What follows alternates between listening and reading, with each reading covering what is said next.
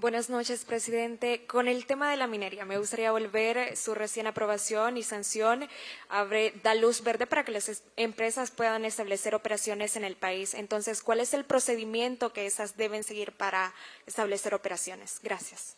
Muchas gracias. Sí, la ley que se aprobó es diferente, muy diferente a la ley que había antes. O sea, la ley de minería que tenía El Salvador antes.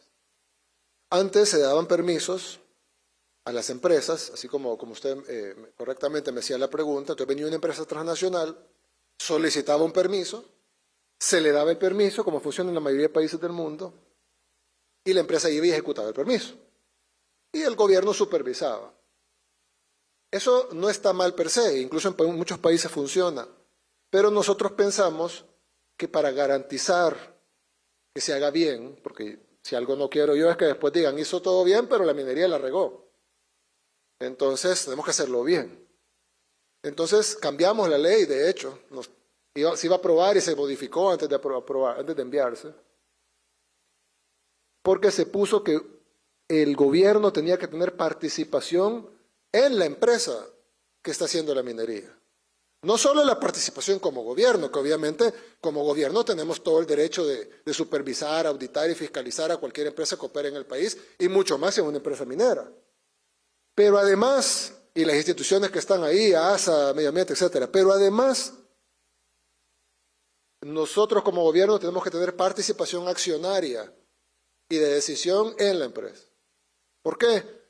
Porque no es lo mismo que venga una transnacional y haga algo y nosotros lo supervisemos, que está bien y es nuestra labor como gobierno, a que venga una transnacional, se asocie con el gobierno y hagamos algo en conjunto. Ellos nos den el know-how, pero nosotros hagamos en conjunto la extracción minera. Y entonces ya no solo el gobierno tiene más poder sobre lo que se va a hacer, sino que tiene más responsabilidad, porque es el gobierno el que está sacando los minerales junto con una empresa, pero está el gobierno ahí. Entonces,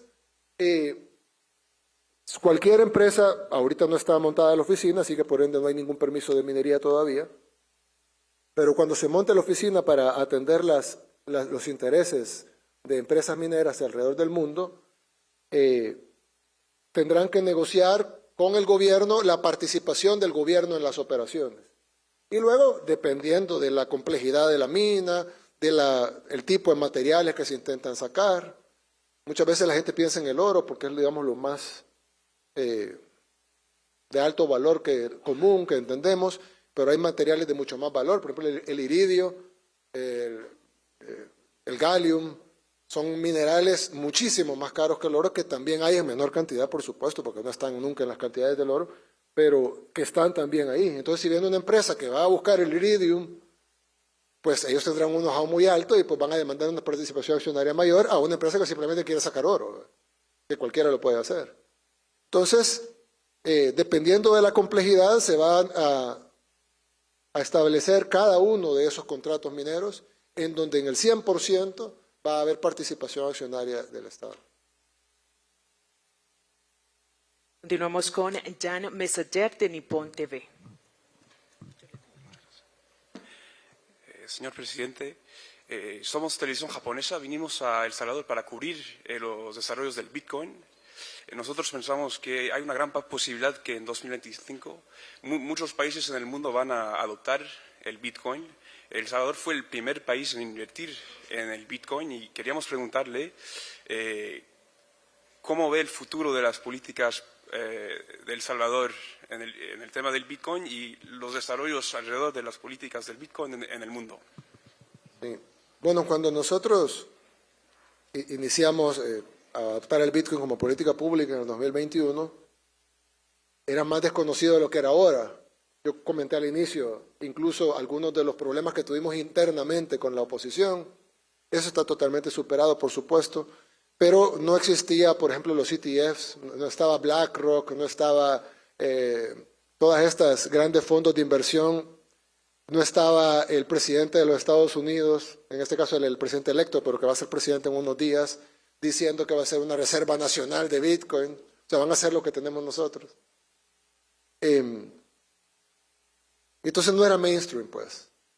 Y ahora ya se volvió mucho más mainstream, ya hay actores muchísimo más grandes que nosotros.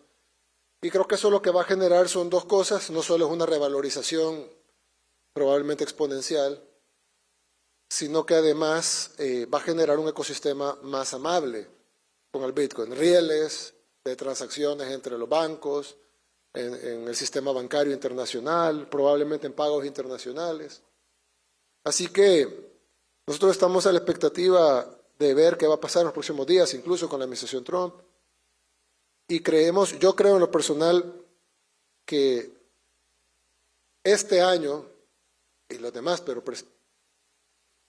especialmente este año por la asunción de Trump y por la maduración de los ETFs, creo que este año va a ser un año muy importante para Bitcoin y para todo el ecosistema, y nosotros nos estamos beneficiando de eso. Cada vez hay más empresas. Bueno, solo mencionamos ahorita el caso de Tether, que es no solo un stablecoin, sino que además tiene Bitfinex, que es un exchange donde por supuesto se compra y vende Bitcoin, pero además también ellos son uno de los poseedores más grandes de Bitcoin en el mundo.